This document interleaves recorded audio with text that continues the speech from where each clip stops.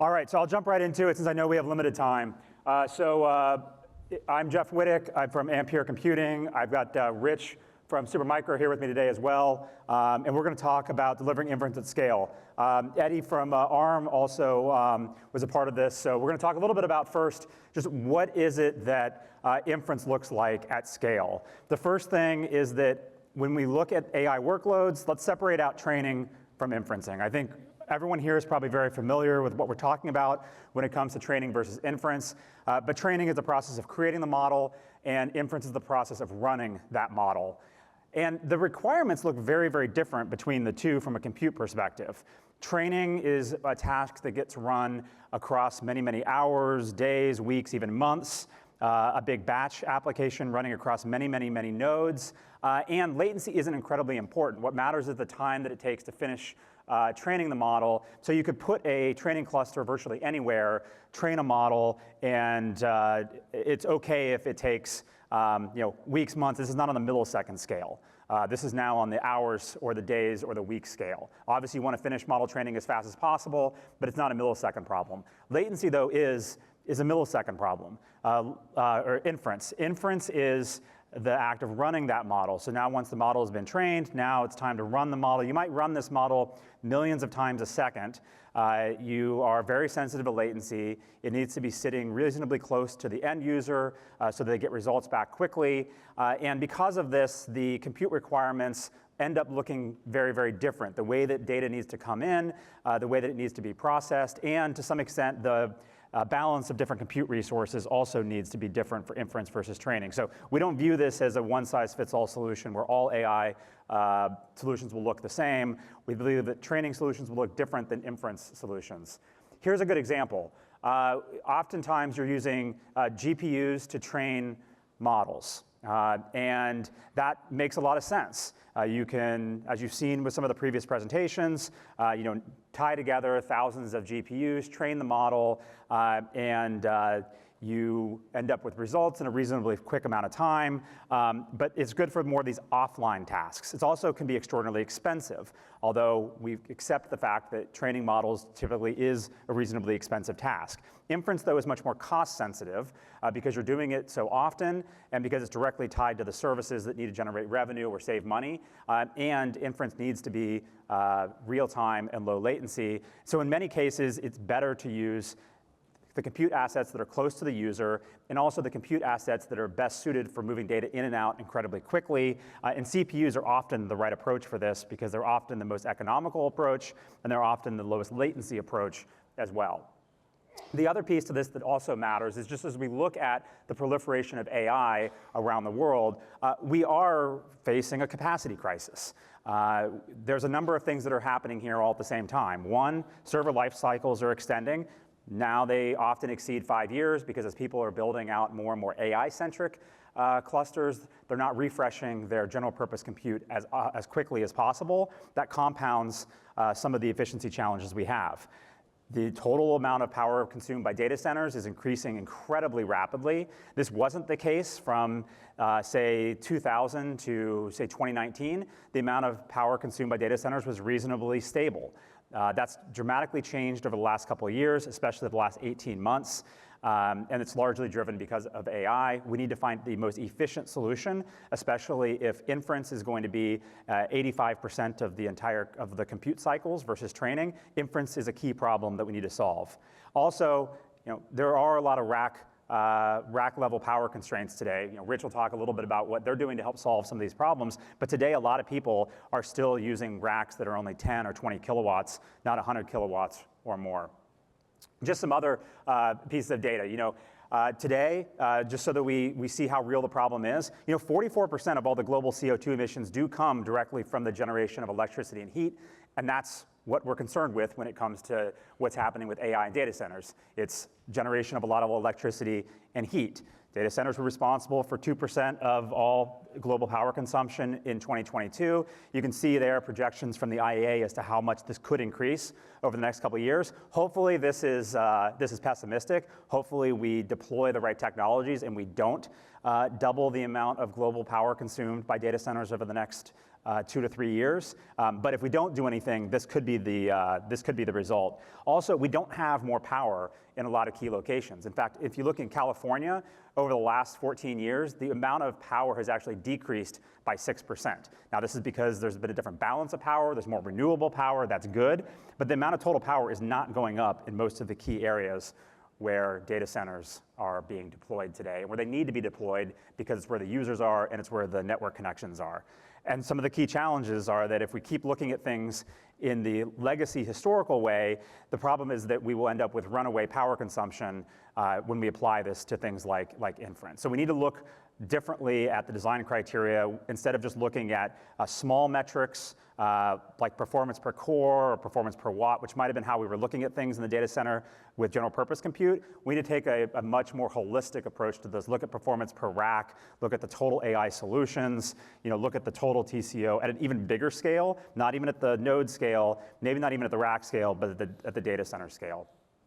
The other thing is that obviously for all this to come together, it's not just about the core technologies, it's also about the entire technology stack.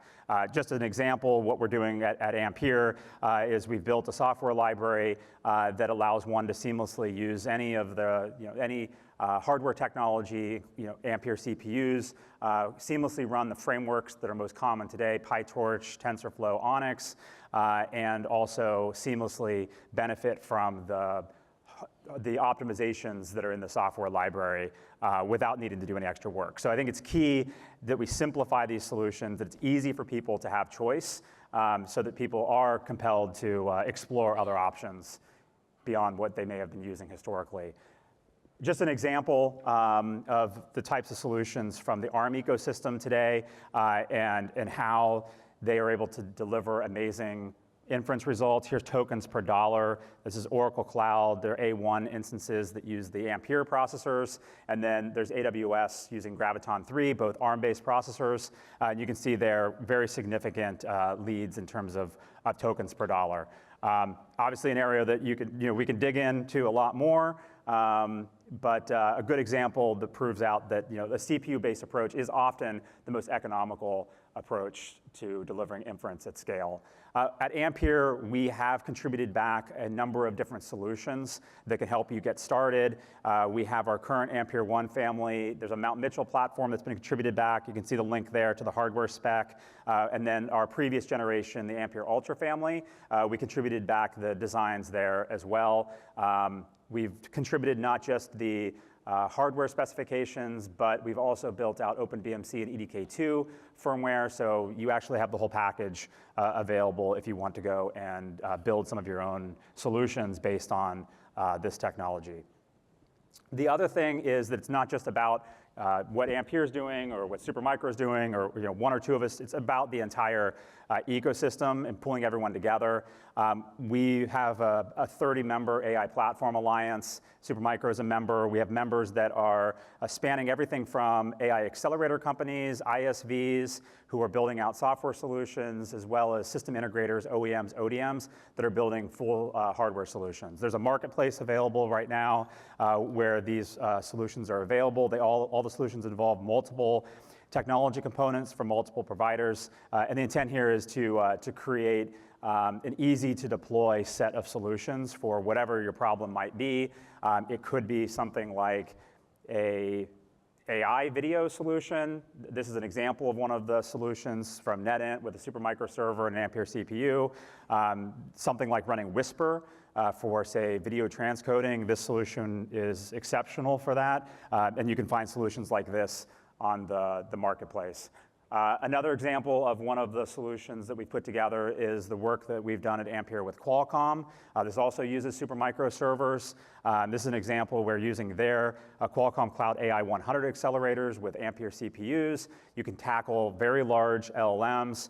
Here in this specific example, we're using Llama 3.170B, but you can see there the advantage you can get, 5x the performance per dollar versus using a NVIDIA H100 type solution. So it's a much more economical solution. It also consumes a lot less power per inference that's run. So we'll continue to try and proliferate these types of solutions. We want to continue to work with others in the industry. If you have solutions you're building, if you're an accelerator company, if you're a system vendor, if you're an ISV, come and I definitely would love to talk and pull you into some of these solutions.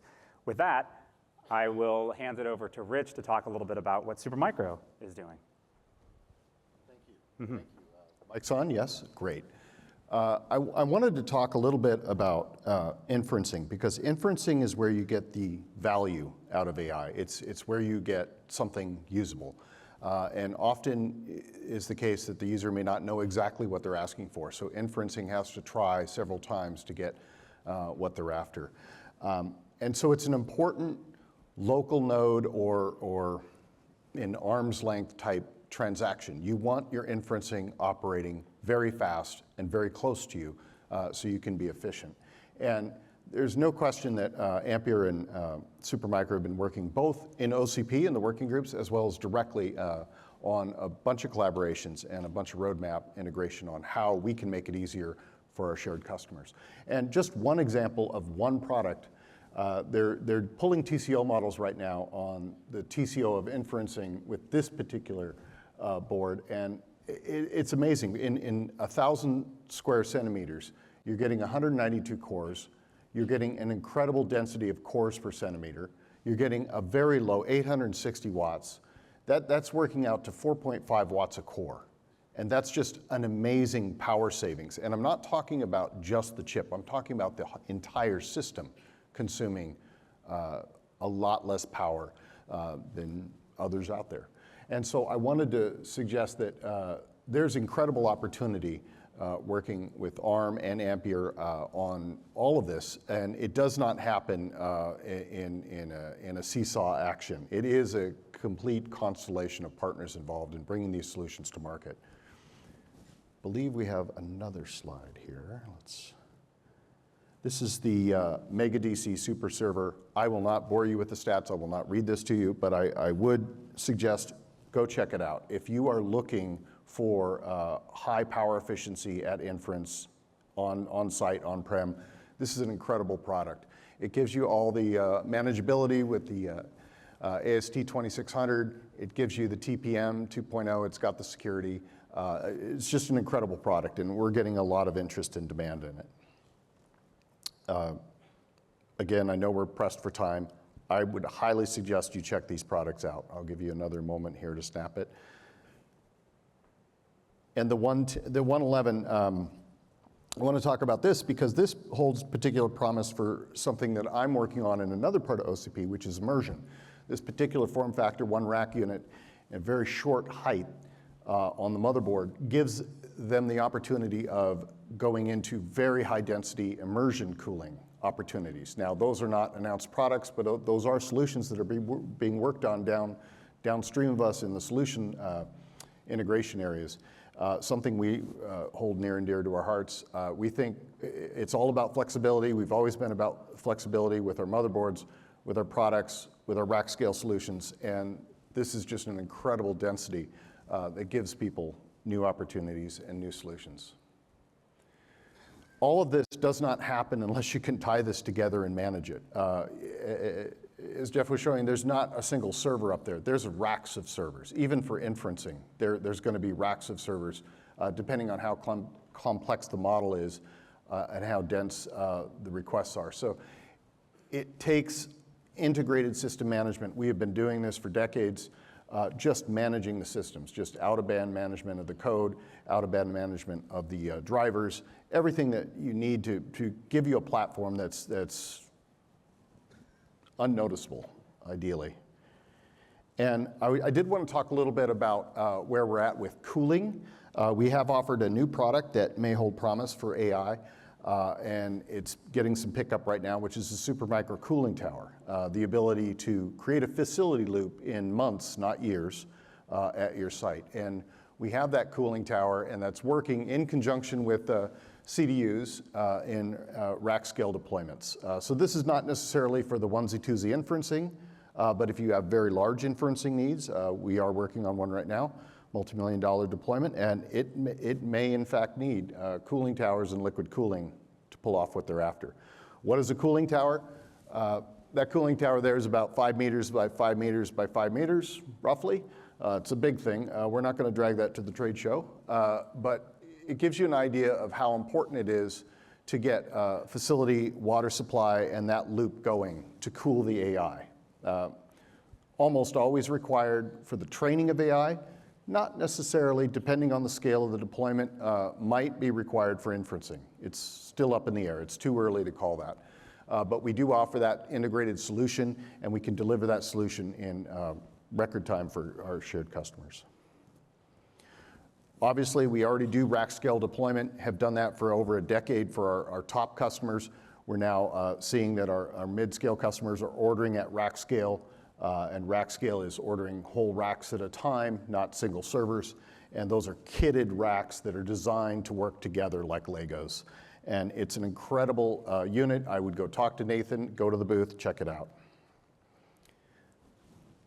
All right, well, thanks. I think that wraps it up. Hopefully we stayed roughly in the 15 minutes. We tried. Yes, so check out the stuff that Supermicro and Ampere have. And like I said, if you're interested in hearing more, if you're interested in collaborating together on any of the OCP work streams or other things, let us know. Thanks. Thank you.